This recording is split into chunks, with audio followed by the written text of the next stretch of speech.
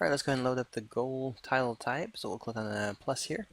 And on the goal, there are a lot of properties that would change the way the goal works. We're just going to go for a generic start to it. Let's go back up here. There we go. And we'll do one that works so that with any character and any state, you can get a successful goal from it just based on the position. So if you click on the goal title type, we'll scroll down here to our goal option and click on goal. I'm going to go to my title description, and we'll just say goal description will be generic goal conditions. And general settings, we'll keep it visible in the scene. Also on the offset, if you want the players to walk in front or behind, kind of make that choice and go forward or backward with it. For the thumbnail, I'm just going to choose the thumbnail here. And remember, for all the animations and things, there is a fallback that if it is not set up, it's going to fall back to whatever first image is in your selection list. So if you only have one, it'll just by default use that one. We're going to turn off the collider there. And when it comes to the rest of it, we can actually just leave everything else off, because the only thing we're focused on here is going to be making a goal set. So there is a goal option right here, and there is a, if you notice, this says goal and it has all these options through here.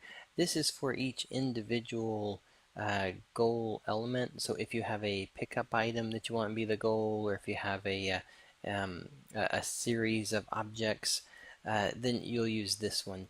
When you go down to the very bottom of the goal list is where you're going to see all the actual goal properties for it. In order to use it, though, you don't have to use it this way. A goal can be used as items, as points, location, lives, timer, all that good stuff. So what we're going to do is location based, which means on our trigger settings, we're actually going to enable the trigger setting.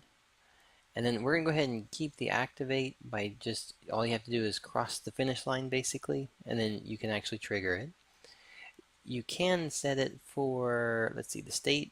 You can say on exit disable, meaning that you have to actually stay within this area. So for instance, if you wanted to do a the goal doesn't, the condition has a timer on it and it takes 5 seconds to stay in the box.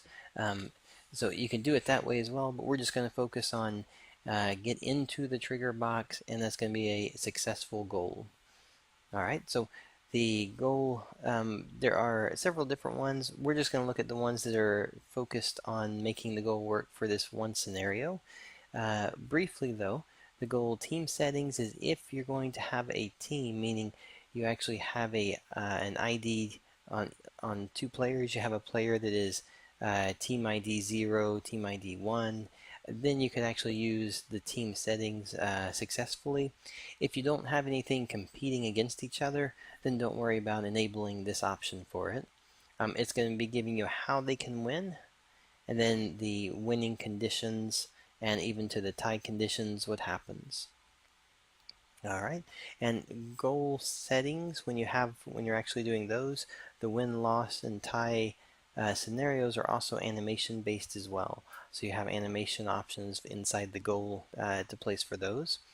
So we have that one, the health condition. So I'm just going to show you this one part, is that for instance here you have goal health, and then notice you've got all these conditions and values right here.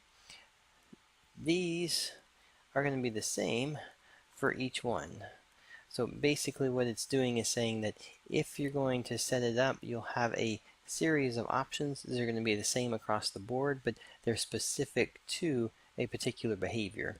For us, we're going to focus just on the one. We're going to say that we want that if the player triggers the trigger box, so the goal location becomes active, we'll say that the goal ID is 0, meaning that by default everything's set to 0, so anything could actually walk across and be successful with it based on the triggering.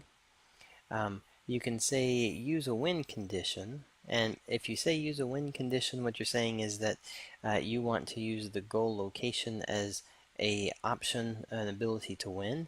You can also have it as a lose option. So if the player were to fall off a floor and go down to a different area, you could say that actually is an instant lose or an instant win.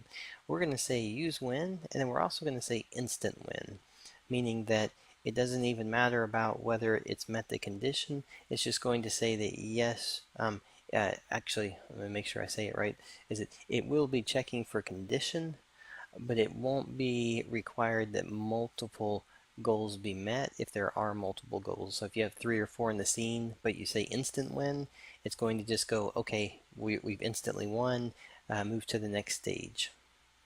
Alright, so this one is going to say condition to win. We're saying the equal to, greater than or equal. Value is value to win 0, false or true.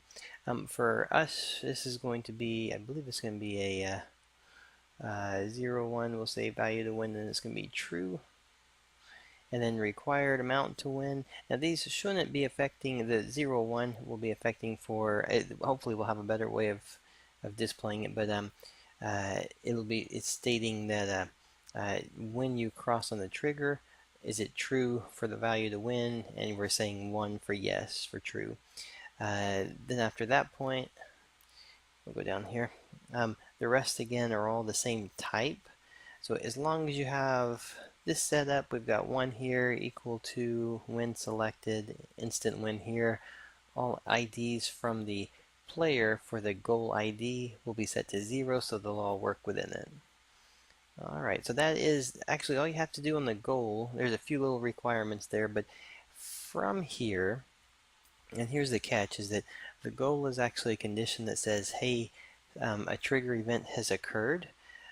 Do you want to load another level or use a manager to say, tell the manager I'm ready, and then the manager then say, okay, do all these other things. So it can be an instant level change, or it can be tied to a lot of other events to allow you to have a little bit more, to have more things happening at the end of a goal being reached.